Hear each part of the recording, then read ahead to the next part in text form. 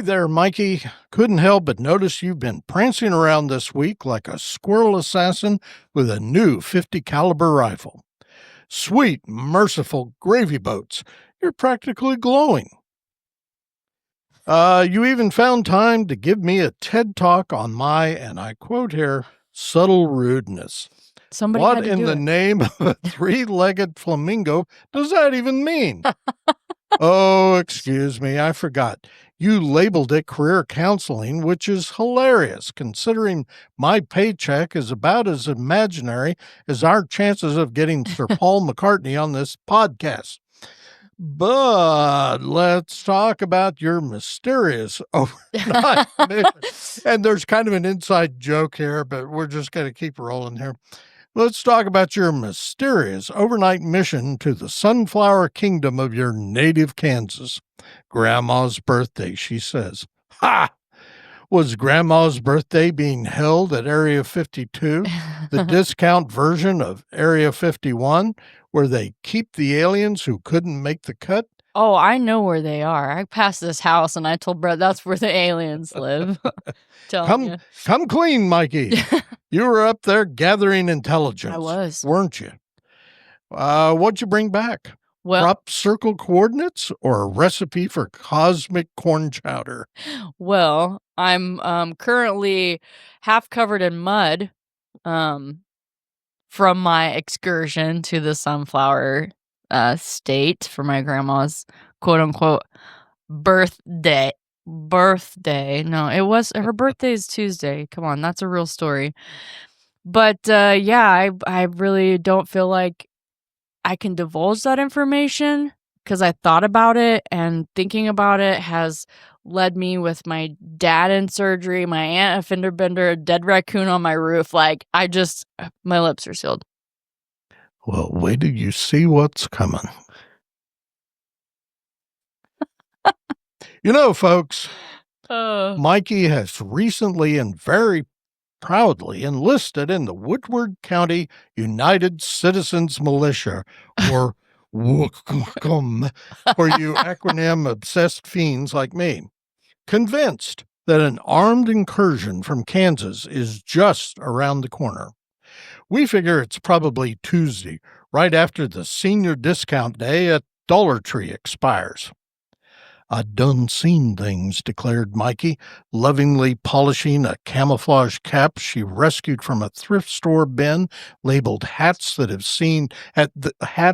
done seen things. Sure. I'm getting my knowledge from the hat. I wear it and it tells me stuff. Sure, I'm originally from the Sunflower State, but this is different. I see how they look at us with their beady little Kansas eyes. They're envious of our gas stations. We're going to get so much hate mail from the Kansas people. With gas station sushi. Our sushi, I would our never. $5 general superstores, and especially our medical marijuana dispensaries. They can't get none of that up north of the border. Next thing you know, boom. The town of Protection, Kansas is humping our leg like a pack of desperate, horny chihuahuas. This, the unofficial militia, which meets every Thursday behind the Patriot Pub, coincidentally during half-price chocolate dip mini corn dog night, trains using Nerf guns, walkie-talkies from a 1996 Toys R Us clearance sale, and inexplicable opinions stronger than the mysterious brown liquid they serve in mason jars around there. Mikey says she's ready to defend Northwest Oklahoma from the unwashed Kansas thugs and their fancy way of life with all of their teeth and indoor plumbing. All 32 of them. Is that how many teeth you have in your head? I think so, something like that. Woodward County officials insist that there's no credible threat from Kansas, but Mikey isn't convinced. That's just what they want you to believe, she whispered dramatically, adjusting her binoculars toward the state line while accidentally focusing on a confused cow. Looky, the cows are in on it too, I bet. Over to you, Mikey, and viva la revolution. Oh my goodness. Honestly, you're the crazy one, because whoever can come up with some nonsense like that is not right in the skull. Just saying. Oh, thank you. You're welcome. Chocolate-covered corn dogs? Like, what? Mini corn dogs. Mini corn dogs. Chocolate-covered. We have mini corn dogs at the Patriot Pub, but they are not chocolate-covered. Yeah, well, But need to work on that. why? Who would eat that? Hey, everybody, I'm Robin Hohweiler, or Mr. Robin, though I'm frequently mistaken for Arnold Schwarzenegger in his role in the movie Commando, but only by poor souls suffering from inoperable cataracts. As always, I'm here with my clean co-host, collaborative partner, and all-around best pal, Mikel Mauree Robinson, also known in the podcast uni as Mikey-on-the-Mic. Say hello to our audience of creepy weekend warrior militia members, Mikey. Hello, audience of creepy weekend warrior militia members that I am the queen of. Hi there. Hi there. Welcome to episode 65, an in-between episode of Mr. Robin's Hood podcast. We're coming to you digitally from our secret bunker somewhere within a Nerf dart shot of the number 2 hole of the Woodward Municipal Golf Course in Woodward, Oklahoma. You know what's funny about the number 2 hole? What's that? Because it's number 2. But she said number 2. I did. So today... I'll do it again. Tempt me. So today, we're embarking on a hilarious journey through an area of humanity that most reasonable human beings, aka humanity, wouldn't normally buy into. The wild, wacky, and utterly unnecessary word. Wow, good Lord. That was me this morning trying to say anomaly. And utterly unnecessary world of conspiracy theories. Buckle up. Cupcake. Yeah, because we're about to explore some of the absurd ideas that people actually believe, yet somehow they make for great entertainment. This episode is all about having fun with the fantastical, the far-fetched, and the downright ridiculous theories that keep the conspiracy community lively and the rest of us laughing, or at least scratching our heads. Yeah, for sure. I feel like you would be a great one to come up with wacky conspiracy theories with the story that you just spread the shit around. About me. If you think that's real stuff, then you're one of those weird conspiracy theorists. But anyhow, in the peculiar landscape of modern information, where facts and fiction intermingle like guests at an eccentric party, conspiracy theories have carved out their own place, where imagination often outruns reason and where the bizarre can feel almost ordinary. Some theories arise from genuine mistrust or curiosity, but others seem to be spun from sheer whimsy existing... Goodness. I just choked on my own air. Existing less as explanations and more as playful challenges to common sense. These are unnecessary conspiracies, the wild tales that swerve off the road of plausibility and land squarely in the realm of the absurd. Yet, despite their lack of logic, these theories captivate us. They pop up in online forums, fill late-night conversations, and provide a kind of cultural glue for those who find mainstream reality a bit too predictable. What is it about these outlandish ideas that draws people in? Is it the thrill of forbidden knowledge? Or simply the delight in imagining a world where the rules no longer apply? I like that one. That's where I'm at. Whatever the reason, unnecessary conspiracy theories have become a form of modern folklore. Stories we tell not because we truly believe, but because they're simply too entertaining to ignore. And what follows here wasn't all that there was. We're covering 4 specific conspiracy theories. Oh, there's so many, yeah. Because our attention span is that of a circus flea. Oh my God, I just had a visual of the cutest little goddamn circus flea. He had a little top hat and a little cane. And he was like,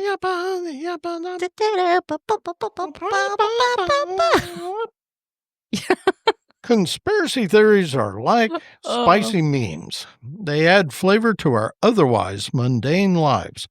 But some theories go beyond the realm of plausibility and venture into the territory of the unnecessary. These are the theories that make you ask, why? And then chuckle because honestly, they're so outlandish that they're more comedy than conspiracy. Today, we'll dissect some of those gems, exploring their origins, the bizarre evidence they cite, and why people cling to them despite the lack of proof. Top of the list, that the moon landing was a Hollywood production. First up, the classic. The moon landing was faked. Now, this theory has been around since the 1970s, but it refuses to die. Proponents claim Neil Armstrong and Buzz Aldrin never set foot on the lunar surface. Instead, they say it was all filmed on a Hollywood soundstage, complete with the special effects and a crew of actors. The evidence? Well, they point to the American flag appearing to wave in the vacuum of space, except, of course, that the flag was handled by crew members and the waving was caused by the flag's design and the motion of being planted. But who needs facts when you have a good story? The real mystery here is why some people believed it in the first place, despite the mountains of evidence to the contrary. Perhaps it's the allure of feeling like part of an exclusive club that knows the truth. And I've got a little tidbit to add to this. Okay. So when I lived up in Washington State, and there was a period where I was unemployed and I didn't have anything better. You bum. I You should have been a circus flea. I didn't have anything better to do. So I'd go hang out at the Brown Lantern and Anacortes, Washington. With his buddy Dave. Every afternoon. And you got to know, the regulars that would come in. Oh, yeah. Obviously. Yeah. And you became a regular there for a little bit. I did. With your big duck energy. And there was a guy there named Neil. I couldn't possibly tell you his last name now. And he was an engineer that worked for Rockwell. And Rockwell was the big contractor on that first Apollo mission to the moon.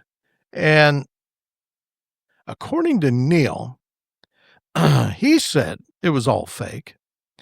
And this is a guy that was working on the program.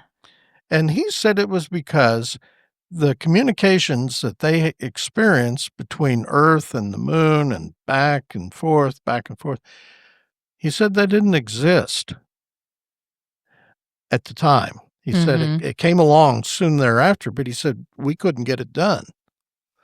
So I've always kind of held that in the back of my head.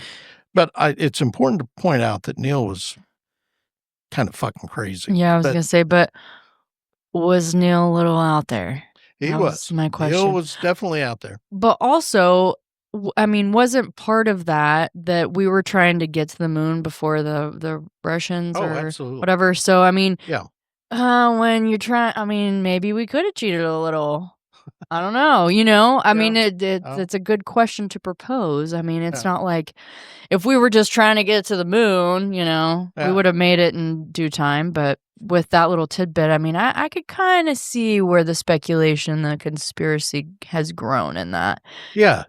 Yeah. Yeah. And then with people like your buddy Neil, even though he's a little out there, he worked for. And he also, and I feel like those are the kind of people that help keep those alive. Oh, yeah. Yeah. No doubt. Their own little expectations there. Like, I don't really believe this. And I had a direct line to this, So I see where you're at. Literally. Haha. So next up is the flat earth is a cosmic frisbee. This is one of my favorites.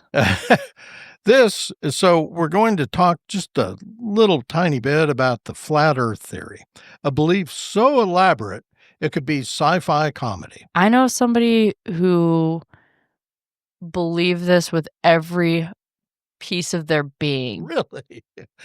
Which there is, ironically, evidence on both sides. Yes. Which is what's crazy. Yeah. Because when you think about science, it's like there are some things that just can't be explained. Yeah. With it. Oh, absolutely. So anyhow, carry on. So according to flat earthers, our planet is not a sphere, but a giant cosmic frisbee with an ice wall around the perimeter. This ice wall is supposedly the edge of the world, and NASA is hiding the truth. They claim that all pilots and astronauts are in on the conspiracy, flying around the edge of the world without ever falling off. The theory involves a massive cover-up involving thousands of people, all sworn to secrecy. But nobody, that many people, somebody's going to spill the beans. Oh, absolutely. The best part? They've constructed a universe where gravity is just a myth and the laws of physics are optional. What about the people that believe that it's a dome? That it's like, it's flat, but it's a dome. Oh, now that would be interesting. I've heard that. Well, I'm telling you, this one's one of my most favorites. So I've kind of looked into it pretty hard. Okay. And there's more than people that believe it's round and flat. I mean, there's people that I don't get it. Present the dome. But that's just me. What do I know? What do you know exactly? It's a conspiracy so complex that it requires a whole universe of denial. Yet somehow it persists. Why? Because it's fun to imagine that the world is a giant flat playground and we're all in on the secret. Am I right? You bet I am. Now, here comes the next one. And this is actually my favorite. This would be your favorite. Reptilian overlords, a.k.a. the lizard people. The lizard people secretly are controlling the world. According to this theory, soulless, shape-shifting, boy, say that a few times, shape-shifting lizards have infiltrated human society and are pulling the strings from behind the scenes. They supposedly disguise themselves as humans, especially in positions of power. Politicians, celebrities, and even your local bartender. Mikey is the queen of the lizard people. Oh, I'm also the queen of the lizard people. I was the queen of those other people too. You're just Kansas fucking royal. Oh yeah. Oh yeah. I wish that I could have broken out in that song, but it's eluding me right now. The Lord song, Royals. Oh yeah. Yeah, it's there, but it's not there. Yeah, that's good. I don't want to run up a copyright violation. Well, she's suing somebody. Really? Oh yeah. Oh, I was only gonna say like a few words. I mean, I was only gonna sing a little piece of it. I'm not trying to steal that stuff. Well, I will for sure not make a parody of any of her music. Yeah. Lord, she'll come after you. Scout honor. I will not be doing that. So the evidence of the lizard people? Some say certain politicians have slitted pupils or strange eye movements. Yeah. Well, you've seen the people who have actually changed their looks to look like a lizard. And, some of them do cats. I don't know. Yeah. They split their tongues. That trips me out. I'm going to tell you a little secret. Tongues are weird. And my friends, when we were in college, are like, let's go get our tongues pierced. And I was like, absolutely not. I will go with you. I will pierce something else, but you will never put a needle in my tongue. So you're talking like this. It freaks me out. Oh, but it's funny you should. And it's weird. Have you ever seen more coming? Okay. Others point to the way some people blink or squint as proof of their reptilian nature, or that Mikey has been spotted snagging an olive garnish with her long forked tongue. Her hands are full of glasses. Jeez. Of course, these are just coincidences. Don't believe in coincidence. He doesn't, but But for I'm not believers, doing what he says I'm doing. but for believers, it's a sign that the world is a giant reptile zoo. The theory is so elaborate that it makes Hollywood sci-fi look tame. And it's a perfect example of how paranoia can turn into full-blown lizard conspiracy. My favorite lizard is Joanna off of The Rescuers Down Under. Oh, Remember yeah. her, the bad guy's pet, Joanna? She was always getting the eggs. Or what's it, Frank? The one lizard, the one that you see in Jurassic Park when that guy, it's raining and he gets pulled over and it's like, that's Frank in The Rescuers Down Under. He's pretty cool too. Wow. I thought maybe you were going to talk about Barney, the dinosaur. Oh, you know what? And I used to dig Barney, but I definitely won't say that Barney stuck with me as one of my faves. He was kicked out by Joanna and Frank out of Rescuers Down Under because they're cool. I'm sorry, they were cooler than Barney. You know, cooler than Barney. Just saying. Definitely. So you agree? Oh, so here are the ones we left out. Though realistically, we may have to hit these at some point in the future. Because who doesn't want some more conspiracy theories, right? There was garden gnomes are spies for squirrels. I've not heard that. Oh, I'm spying on all the squirrels and that one squirrel that ate all my sweet potato vine. Super pissed off at that squirrel. Anyhow, we have evidence that includes missing bird seed feeders and squirrel chatter recordings. Can you imagine? Yeah. The Great Toaster Uprising. Specifically, why is it that every electronic appliance beeps now? Is it code? Well, bit about smart appliances. No, that's me. You. So this is what you tell me a little bit about your smart appliances. I've always been fearful of smart appliances. Yeah, like they've got refrigerators that connect to the internet. Yeah, and order whatever it thinks you need and whatnot. That always kind of worried me because who knows? Late at night, they're probably downloading appliance porn. Oh, and I don't want the FBI kicking my door. You don't want some ice titties dragging me out. Oh my gosh! Speaking of appliances, that reminds me of the little toaster. The brave little toaster. That's appliances that come to life. There you go. See?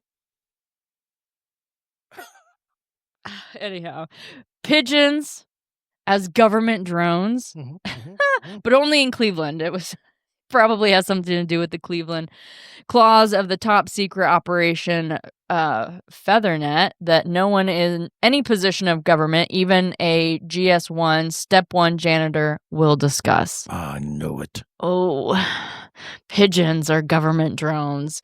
You know, that's an interesting one. I'd like to learn more about that one.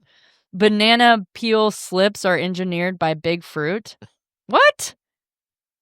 Takes in supposed analysts of fruit industry lobby records and a review of the Three Stooges short.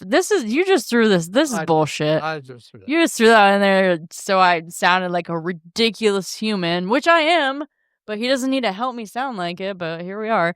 The moon is a giant egg. What? Is this for real? Is this one you actually found on the internet?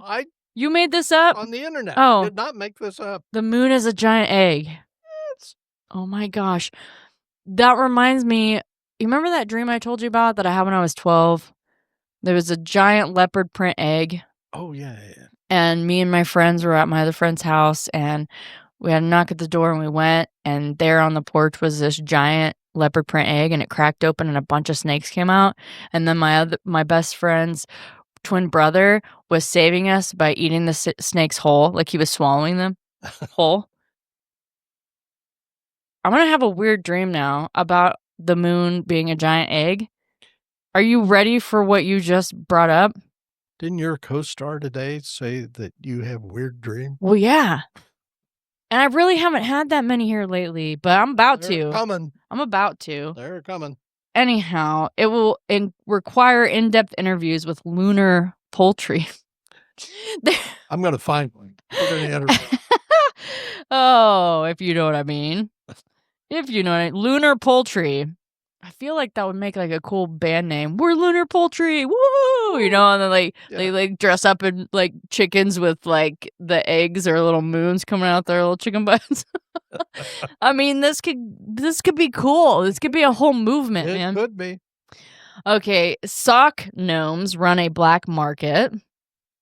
What's a sock gnome exactly? I have no idea. What the hell? I mean, I know what a gnome is, I know what a sock is, but I mean, like, is a sock that looks like a gnome or a gnome made out of a sock? Or is it a gnome that wears a giant sock? Oh. Okay, here we go. Anyhow, we explore how missing sock statistics linked to a laundry room shadow a comment. Is this another bullshit one that you threw in here? Oh, You found this? This is on floating out there. Some of these are like, why are people coming up with this? Well, Oh, that's exactly the idea. yeah, I know, but some conspiracy theories kind of have like a little bit of couth. Like I'm like, that one kind of could make sense. Like sock gnomes run the black market. You're kidding me. It could happen. Have you been on the black market? You have. Look at you. Look at you roaming the black market for the sock gnomes, you freak. All right, the Illuminati control vending machine prices. And you know, this probably ties back to how vending machines always have numbers. Yeah. Digital numbers. Yeah. There's somebody going, raise that by 10 cents. They won't notice. I'm like, A12. And it's a pack of Oreos. Hell yeah. Whoo! Anyhow, that whole exact change only scam is part of a deep ritual. This is part of the Illuminati controlling the vending machine prices. Yeah. Interesting. So, why do people cling to these unnecessary conspiracy theories? The answer is simple. Humans are idiots. Humans love a good story. We crave... And they're idiots. I mean, I'm sorry. Idiots. We crave narratives that make us feel special.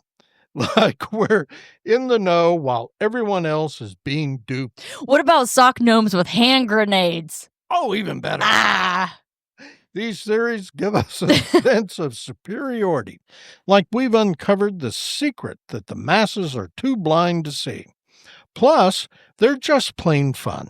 Imagining that the world is run by lizard people, or that the moon landing was a Hollywood hoax, or that the moon is a chicken egg. There you go. Adds a layer of excitement to our daily lives. It's a form of entertainment, a way to challenge authority, and a reminder that sometimes the best stories are the ones that just make us laugh at how absurd they are. Understanding why these theories thrive is fascinating. Cognitive biases such as pattern recognition and confirmation bias play a big role. When someone sees strange eye movement or a peculiar facial expression, they might interpret it as evidence of reptilian shapeshifting. Of course, Mikey just tells me it's, what was it, subtle... whatever. Rudeness, yeah, when I make weird faces. But I digress. Yes, you do. When they find a piece of evidence, they seek out more, creating a web of interconnected yet unfounded beliefs. Social media simplifies this effect, allowing these theories to spread rapidly and gain followers. The humor and outrage they generate keep the community engaged, even if the theories are completely baseless.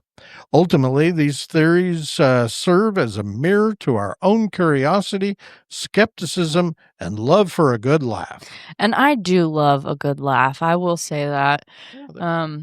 But in the end, the world of unnecessary conspiracy theories is a treasure trove of comedy and curiosity.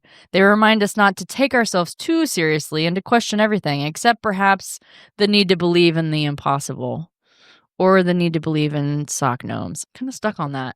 So next time you encounter a wild theory about lizard overlords or a flat earth, smile and remember, sometimes the best conspiracy is the one that makes us laugh the hardest. Keep questioning, keep laughing, and stay curious, because in the end, the truth is often stranger and funnier than fiction. And thanks for tuning in to Mr. Robin's Hood podcast for our little exploration of the unnecessary conspiracy universe, where the only thing more ridiculous than the theories are the laughs they inspire. And Mr. Robin himself. If you like... Wait a second. Wait, that was a good one, Mikey. If I walked right into that one. If you liked today's episode, be sure to share it with a friend.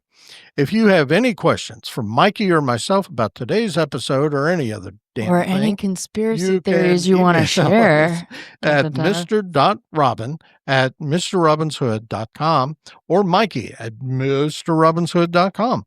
Also, you can find us on Facebook at Mr. Robin's Hood Podcast. As always, you can also reach out to Mikey or me via Podo phone at 580-827-1113. Maybe you just want to get something off your chest or you're feeling some butt pain because of something we said during the podcast. Give us a call, unless, of course, you're a weird, deranged conspiracist. Or a lizard person. Yeah, or especially if you're a leopard person. I'm trying to do all that. Lizard person. Did I say leopard? I did. Hey, that's even creepy, too. Leopard and lizard people crawling around the world. You'll definitely want to contact Mikey directly. Yeah, contact me. I can tell you all about the freaks. Bring it on. You can leave a voicemail. Text us if you have a question, concern, complaint, compliment, suggestion, whatever. Just don't be a dick about it. And you know who we're talking to right now. In the meantime, tell all your friends to listen to this podcast as though their lives depend upon it. As always, you can stream or download episodes of Mr. Robin's Hood Podcast wherever you usually find that sort of nonsense. We are on iHeartRadio, Amazon Music, the Podbean app, Apple Podcasts, Player FM, Listen Notes, and Podchaser. You can also stream them directly from our Podbean website at mrrobinshoodpodcast.podbean.com for free, and all of the episodes are on there. So, until next time, keep laughing, keep peering through the blinds at that unmarked black sedan parked across the street. The Mr. Robinson spying on you. Well, Claude, no. He says no, but... So we'll close now by reminding everybody, as we always do, to stay hungry, stay foolish, and most importantly, stay weird. You weird conspiracy-loving freaks. We love you. Bye.